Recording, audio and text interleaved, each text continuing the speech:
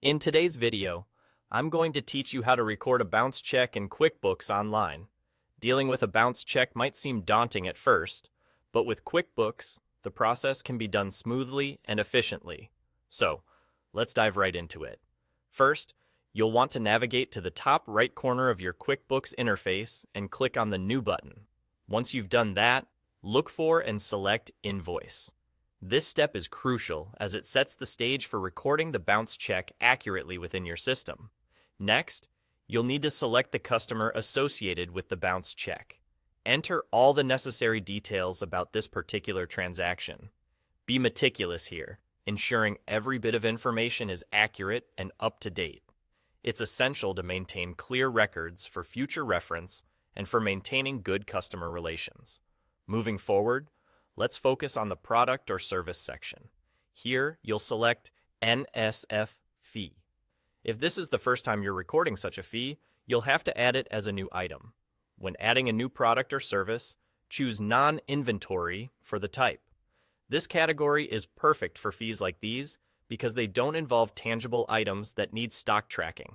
Now, associate this NSF fee with an income account. Select bank charges as the income account.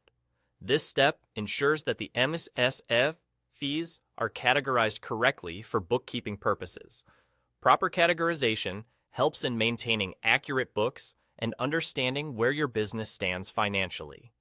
After setting that up, don't forget to save and close your progress. You can now conveniently select NSF fee as your product or service for this specific invoice. At this point, adding a clear and concise description is helpful. It provides context and transparency for anyone reviewing the transaction later. Once the description is in place, input the amount associated with the bounced check. The next part involves accounting for the bounced fee. Similarly, if you haven't already created it, you'll need to add it as a new product or service. This time, however, you'll associate the bounced fee with the account where your funds should reside, usually your checking account. After setting up the bounced fee, add it to the list of products or services in your invoice. Like before, include a clear description to ensure everything is transparent and traceable. Finally, input the amount corresponding to the bounced check details. Once everything is in place and looks good, you can save and close the invoice. And with that, you've successfully recorded a bounce check in QuickBooks Online. This process will help maintain accurate financial records and allow you to address such issues efficiently whenever they arise. Thank you for tuning in, and I hope this guide has been helpful in managing your financial tasks.